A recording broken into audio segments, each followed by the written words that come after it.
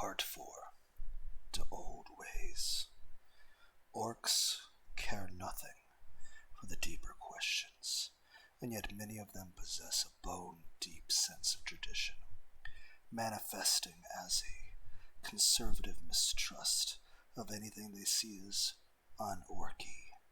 In multiple cases, of course, this is simply because the orcs in question are too dim to see the value in new or complex ideas. But being wrong never stopped an orc arguing his case with his fists. Live off the land, go to find war. Kill what comes close to old ways is the best.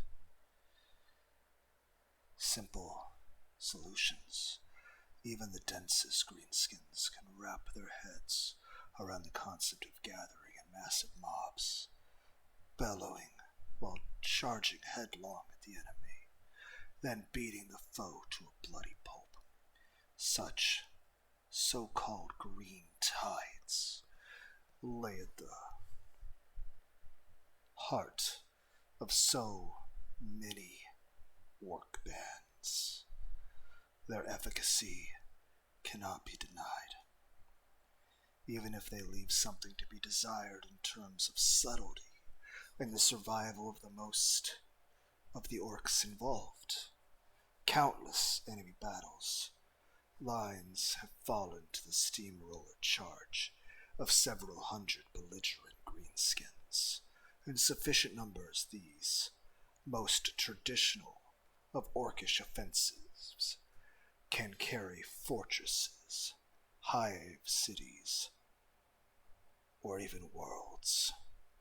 Married to such tactics, the more traditional orcs wield straightforward weapons and ubiquitous choppas, for example, are often no more than a hefty handle with a heavy metal axe head on the end, or even just a club with several sharp rivets hammered through them. Meanwhile, such weapons as sluggas, shooters, and big shooters are all variations on simple, rapid-firing, large-caliber firearms, as important to an orc as a gun's accuracy or lethality is its volume. The louder the din, the more effective their owners consider the weapon to be, and so perversely the more effective they prove to be. The racket of a gun makes its rate. Why do I want to see a remake of the Assassin's Creed 2, 4, and 5? The one with Ezio and Black Flag and Rogue. But the worst assassins ever. I'm just imagining. I still want a new Shadow of War game. Imagine if they were just like, the Nemesis system wasn't copyrighted, and if, people were allowed to make whatever mod you wanted for that game. It'd be a fun game. Okay, I'm getting distracted. Where was I? Right, the part where they said they can't use fucking silencers. Seriously, what the fuck? The racket a gun makes, its rate of fire, and how much armor it can punch through are all conflated by orcs into the catch-all term Daka. The more Daka a gun has, the better it is. Numbers, brawn, swarming runts, and squigs, solid and reliable weapons and armor. These are what make what the more down-to-earth orc believes win wars. The black-clad brutes, the Goth clan, and the leathery old traditionalists of the Snakebite clan typify such viewpoints, albeit allowing for smatterings of piston-powered claws, slab-sided battle tanks, and brutish combat walkers, the better to clobber the foe. Beast snaggas. One subculture in particular epitomizes the embracing of the so-called old ways, fused with the wonders of the orky bionic technology. The beast snagga stampedes. There isn't a problem that beast snaggas don't think can be fixed with a squig.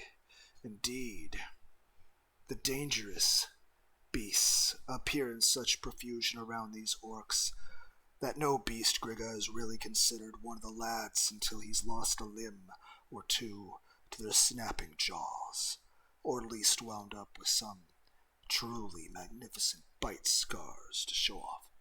Beast snaggers breed countless varieties of squigs. Squigs for riding, squigs for eating, if they don't eat the orcs first. Squigs from which to squeeze oil. Squigs to send scampering or flapping off with the hastily scrawled message glyphs. I still like the original Warcraft games that were RTS instead of MMORPG. Then again, I like the old StarCraft games too. Though I didn't play those games like a normal person. I didn't try to win. I just tried to, like, okay, we're going to cut down all the trees, and I'm going to, like, if we're playing the Zerg, you're just going to cover the entire ground with the creep that's used to the buildings. I'm not trying to win. I'm just trying to make it so no one else can build anything. I'm a jerk. Where was I? Send scampering or flapping off with hastily scrawled message glyphs. Fraud trailing little squigs to wear like top knots and boggled eye variants to wire into the targeting system of their guns. These squigs mingle with the crude war paint and the alien pelt armor of the beast snaggers to lend them an especially feral and ferocious appearance. Every orc subculture finds its roots in some obsession that enough like-minded greenskins share. For the beast snaggers, this is the thrill of the hunt. They live for spotting, running down, cornering, and then clobbering the biggest and most dangerous prey, before claiming trophies to prove their might. The beast snaggers roam endlessly in search of this thrill, as nomads thundering across the plain and desert, through forest, swamp, and ruined urban jungle. For some reason, the wording of all that's making me think about all the old magic cards I have. I have like 30 magic decks that I haven't like used in forever. I don't know. It would probably take like 10 hours for me to go through and show off all the magic cards and just read it. It would take too long, but like I said, I like the art on the magic cards as well as the little flavor text you get sometimes. Right, I keep getting distracted. My bad. To facilitate their hunt, beast snaggers stay highly mobile. They rarely halt for any length of time, even eating, sleeping, and practicing their crude bionic surgeries on the move. A typical beast snagger tribe has, at its heart, one or more rugged scrap iron kill rigs or hunter rigs, pulled along by snorting tramplesquigs. These careering land barges swarm with burly beast snagger boys, always raring to get their tusks and claws into their next quarry. Around the rigs swarm packs of the tribe's best hunters, mounted on ferocious and often cybernetically enhanced squig hogs. The tribe's bosses lead the charge, astride hard-headed smasher squigs and massive, terrifying squigosaurs. Meanwhile, the tribe's grots, known to the beast snaggers as the saddle grits, and viewed rather like favored pets, hang on where they can, leap nimbly between galloping squigs, and generally do their best to avoid being trampled underfoot. There can be no hiding the approach of a beast snagger stampede. Stampede, it's pronounced stampede, you dumbass. Vast dust clouds rise in their wake, and the ground shakes, as though terrified beneath pounding claws, hooves, and iron-shod wheels. Such warning does little help to the enemy. However, Because once these hulking greenskins and their steeds have built up a head of steam, there's little that can stop them. Beast snaggers consider anything large and dangerous enough, or numerous enough in a pinch, to be worthy prey. Rampaging xenofauna, monstrous war beasts, such as tyrannid carnifexes, or the heretical daemon engines, heavily armored tanks, super heavy combat walkers, and even towering battle titans. Beast snaggers will have a go at bringing all these down with a single-minded ferocity. Their favored tactic is to employ the harpoon and chain weapons they call stickas, hurling or firing them at their prey until they festoon its hide.